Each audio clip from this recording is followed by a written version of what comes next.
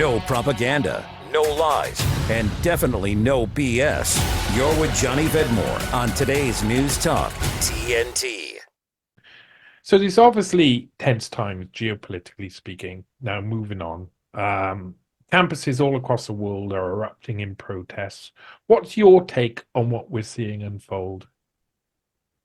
Well, I talked to Burmis about this on Wednesday, and my take is that whenever you see the mainstream media, both left and right, jump all over an issue and start blasting it out all over the country ad nauseum with their own particular angle of the take, right?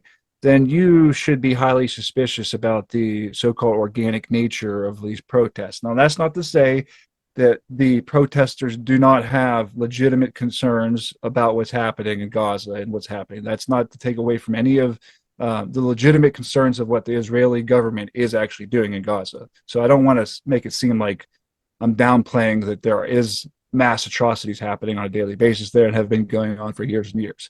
But we do know that there are organizations that basically are training grounds for professional activists, and it just seems to me like this whole coordinated protest. We saw that there's a fast track bill that just came out through Congress that was basically anti-Semitism bill that was written by a nonprofit basically for the new definition of anti-Semitism, and that really what kind of clicked for me whenever I saw this coming through automatically saying, hey, we're going to need to put these new speech codes basically, and that you can't say anything bad about a foreign government regardless of what they're doing. We're going to call it anti-Semitism. So to me, it seems like these have been used as a way to a pretext to implement these types of speech codes that they're doing, and there's no end in sight. I mean, what's next after this? You know, if there's another foreign policy issue that we don't like that the United States government's doing, are they going to come in and add to this as well? We just saw with the FISA.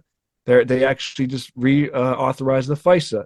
And within that was a provision which actually legalized the ability of the government to say, go to say a janitor's working in a tech building, and they can actually go to him, say, hey, we need you to spy on our behalf and put this USB port in this particular person's computer. And they actually legalized it through that FISA provision. And people don't even know that it occurred. So they're just chipping away at basically the Constitution and the rights that we're supposedly supposed to have right under our nose.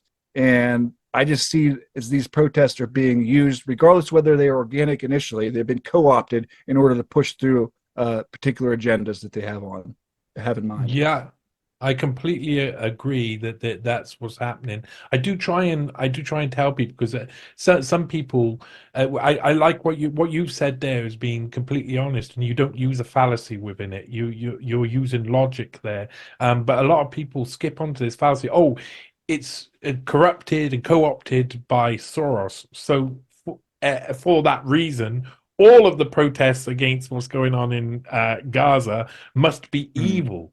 That sort of like base logic is something that really, really frustrates me But about this because you see the right jumping on it as like Hamas supporters, right? So they catchphrase it or tag it as, oh, these are terrorist supporters. Hamas is, so that in itself too, from a person who wants to be objective about things, should automatically raise your haunches and being like, wait, if they're already catchphrasing this and characterizing things, they're probably doing this for some political agenda, right? So you know.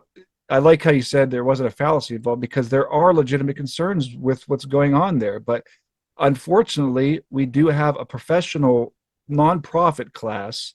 Uh, for instance, the Tides Foundation is a huge, huge booster, which basically is a breeding ground for a network of different nonprofits where they literally have their pet projects for social justice stuff for the most part. It's all kind of leftist politics.